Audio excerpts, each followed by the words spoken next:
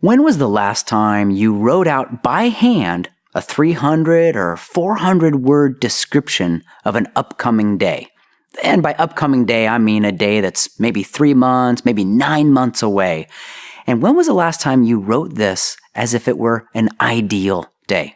Not a perfect day, but a day you can actually envision. From the time you wake up in the morning until the time you fall asleep at night, how would you be? Where would you go? What would you do? Who would be around? Oh, by the way, when was the last time you wrote all of this down and shared it with somebody? Around the time I got married, I was still teaching. That's how I know when this was. An acquaintance in town suggested that I read a book called A Gift from the Sea by Anne Moreau Lindbergh. Yes, that Lindbergh, Charles' wife. Recently, I took the book down from my shelf and I turned to the back because whenever I read a book, I always write down in the back of that book the pages that I might ultimately want to return to. And there in my handwriting from way back in 1998, it said, Jody, pages 68 through 70. So I thought I'd share with you what is on those pages. And here's what Anne wrote. It is found in creative activity springing from within. It is found, paradoxically, when one loses oneself. One must lose one's life to find it. Woman can best re-find herself by losing herself in some kind of creative activity of her own. Here, she will be able to re-find her strength, the strength she needs to look and work at the second half of the problem, the neglected, pure relationship.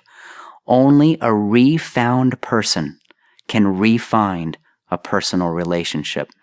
The leaders I coach all have a few things in common. Sure, they're busy, that's a given. They're accountable to a bottom line at work. Most are married, many have children. A few are even involved in activities and societies outside of work. And a few, like you, are willing to look at themselves and wonder, am I the best me I could be? Of course, that question isn't for everyone. The first time I ever remember actually writing an ideal day was in the fall of 1995. I was in grad school, and that was to earn a master's degree in education, and I'd had what I would chalk up to an especially tough teaching day. That afternoon, I began a very serious discussion with my master teacher, and I remember telling Ron, I said, I don't know if I can keep doing this. I said, there are so many things wrong with education. We talked about classroom issues, budget problems, staff morale. We talked about issues that the kids were having. We talked about everything that I could see that was wrong. And yet at one point, across that table, Ron looked at me and he said, Jason, he said, would you know a good day if you saw one?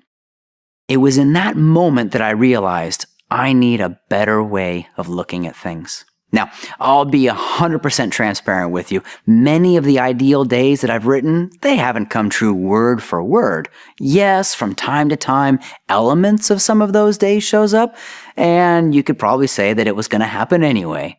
But here's what I've found.